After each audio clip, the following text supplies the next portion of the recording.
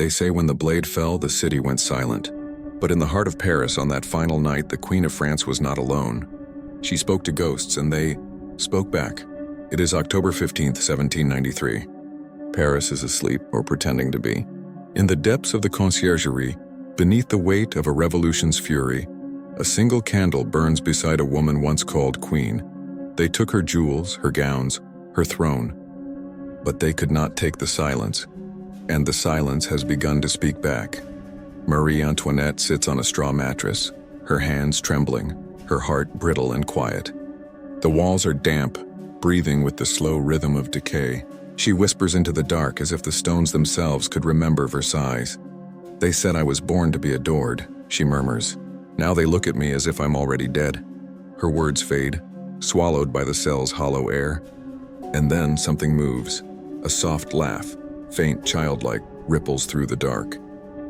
Her heart stops. Who's there? She asks, but there is no guard, no priest. Only a sound she knows better than her own heartbeat. Her son. Maman, the voice says gently. Are you cold? Her breath catches. Louis Charles, her little boy. Her angel. Dead not yet, but lost. Stolen by the revolution's claws, locked away somewhere she cannot reach. Louis, she whispers. My sweet child.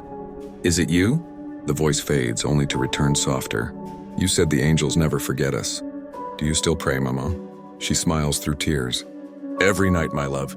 Even now, silence again. But something unseen wraps around her in warmth, memory, forgiveness. The boy's laughter fades into the candle's flicker. Outside, footsteps echo. Metal clinks. A door opens. Food, a guard grumbles. He sets down a small tray of broth and bread. You've an hour before lights out. Thank you, she whispers. He pauses, eyes flicking across her pale face. Never thought I'd see a queen eat from tin. Marie smiles faintly. Nor did I, but hunger makes equals of us all, doesn't it? He says nothing. He leaves. She looks at the wall. Deep scratches form a single name. Elizabeth, her sister. Her heart trembles. She closes her eyes, whispering softly, Madame Elizabeth, pray for me, and then faintly, as if from far beyond the world of the living, a woman's voice answers. Marie, do not be afraid. Her pulse quickens. Elizabeth? They cannot touch what is already forgiven, the voice says. Then why does forgiveness still hurt? Because you still love the living. The scent of violets drifts through the cold air, Elizabeth's favorite perfume. Tears fall silently down her face. Time bends. The walls begin to breathe. A sound rises, distant, shimmering, the soft music of a harpsichord. Her eyes open. The cell is gone. She is standing in the Hall of Mirrors at Versailles. The chandeliers blaze. Laughter fills the air. She is young again, dressed in silk and diamonds. Her husband, Louis, stands beside her. Awkward, kind, uncertain. Isn't it beautiful, Louis? She says, smiling. The mirrors make us infinite. He gazes at the endless reflections and answers softly. Perhaps, my dear. But mirrors only show what we wish to see. She turns to him. And what did you see, Louis? A kingdom too proud to see its own cracks. The laughter fades. The chandeliers flicker. The mirrors shatter, raining light and glass into nothing. She opens her eyes. She is back in the cell. The music is gone. Only the wind remains, and in that wind she hears a new sound, the hiss of metal, the slow slide of a blade. A figure appears in the corner, cloaked in black, faceless, holding a crimson cloth. Who are you? She whispers, the voice is low and steady. One who waits for dawn. Is that all I am now? She asks. A name waiting to be erased? You are a chapter, the figure answers. But chapters end only when remembered no more. Then I shall speak, she says. Even to ghosts, her words do not tremble. The figure fades, leaving only the echo of her courage behind. Hours pass. The candle withers. She kneels in the straw, whispering prayers no one will hear. God of mercy, she says softly, if I am guilty, let my punishment end with me. If I am innocent, let my children live without hate. Her voice trembles but does not break. A faint light spills through the window bars, washing her in silver. She smiles faintly. Perhaps, she whispers, the sun still remembers Versailles. The air stirs again. A hum, soft, haunting rock, rises from nowhere. Voices. Dozens of them. She looks up, heart pounding. The cell glows faintly. Shadows take shape. Figures dressed in lace and velvet, their faces pale and calm. The ghosts of France. The kings and courtiers, the servants and dancers. All those who had lived and died under her reign. "Who are you?" she whispers. Their voices blend into one. "We are those who built the throne you lost."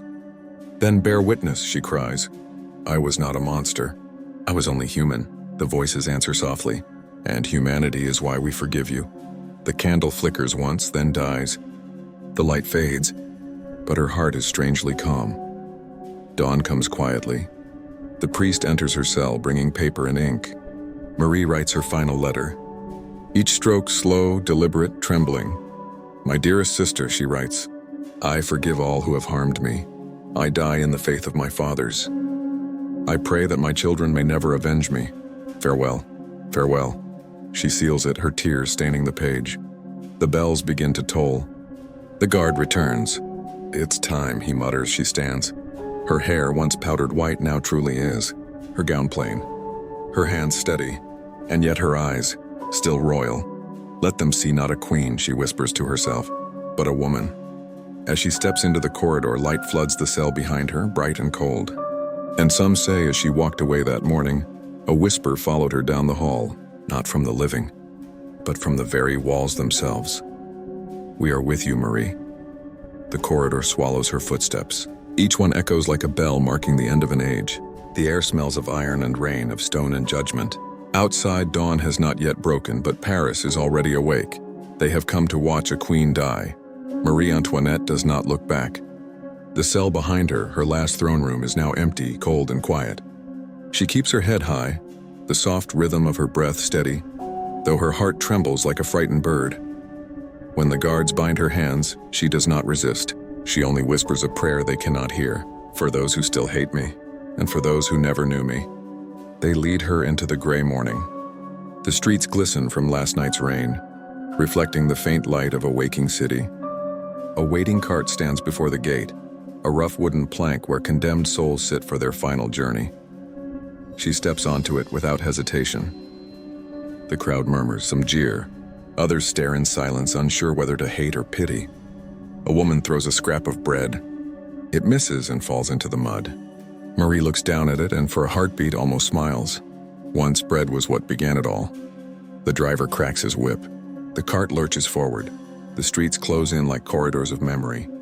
She sees faces, thousands of them, lining the way. Children hoisted on shoulders, merchants clutching loaves, soldiers watching with unreadable eyes. Some shout, "Traitor!" Others cross themselves. And through it all, a cold wind carries whispers that sound less like words and more like ghosts. Majesty. She lifts her eyes. Among the crowd, she sees shapes no one else can see. Figures standing still amid the living. They wear powdered wigs, satin coats, lace collars. The dead of Versailles have come to watch. The cart rattles on. The echo of hooves becomes a heartbeat. One of the guards glances at her and mutters, "You're lucky. The king had to wait." Marie answers softly, "Then may he wait for me again." The man looks away. The sky lightens. Clouds shift like gray curtains. For a moment she imagines she can see the gardens of her youth. The fountains, the marble statues, the laughter of her children chasing butterflies across the Grand Trianon. Then the vision fades. Only cobblestone remains. A sudden jolt throws her forward. The driver curses. A wheel has struck a stone. She steadies herself and looks up. There, ahead, rising above the square, stands the scaffold. The guillotine, tall, wooden, red-stained, waiting. The noise of the crowd swells, a sea of voices, relentless and hungry. Yet beneath that human roar, she hears something else, soft, steady, ancient. The sound of wings. She looks to her left. A pale dove has landed on the edge of the cart. Its eyes are black, calm, watching her. When she blinks, the dove is gone. But a whisper lingers in her mind. Not yet. The cart halts. The guards climb down. She follows. The executioner steps forward. Henri Sanson, his face unreadable, his hands stained with duty. He bows slightly. "Pardon me, madame," she nods once. "Do what you must." He cuts the cord binding her wrists. Then he turns to adjust the plank, his movements mechanical, practiced. For a moment she sees not a killer, but a man haunted by every soul he's ever sent to eternity. The priest beside her murmurs, "Courage, madame." She whispers back, I have prayed for courage my whole life. Now I only ask for silence. They lead her up the steps. Each one feels heavier than the last.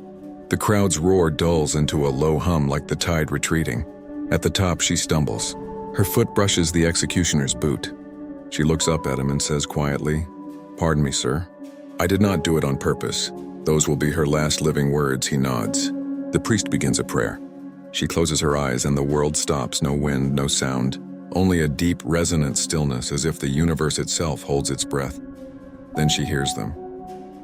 The ghosts, not one but many, hundreds whispering all at once. We are here. Do not be afraid. The end is only the beginning. Her mind floods with images, her children's faces, Louis smiling, the sun over Vienna, the golden halls of Versailles glowing once more.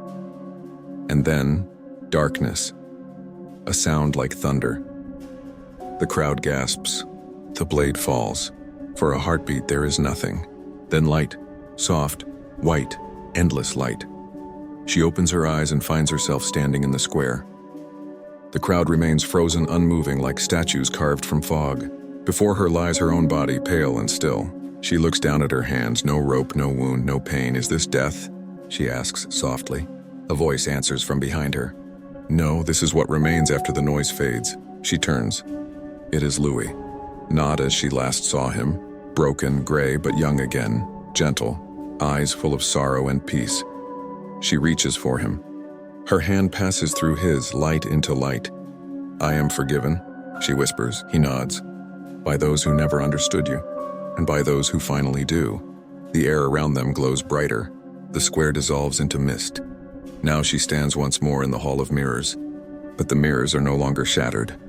They shine with endless reflections of time. Her life, her mistakes, her joys, her losses. Each reflection steps out of the glass. Her mother, her children, her sister Elizabeth. They gather around her, faces calm, eyes kind. Her little Louis runs to her laughing. Maman, I told you the angels never forget. She kneels, pulling him close, though he feels like light in her arms. My darling, I have missed you. He smiles. You never left. Behind them, Elizabeth speaks softly. It is over, Marie, come home, but she hesitates. What of France, she asks. What of the people? A voice deep and ancient answers from everywhere and nowhere.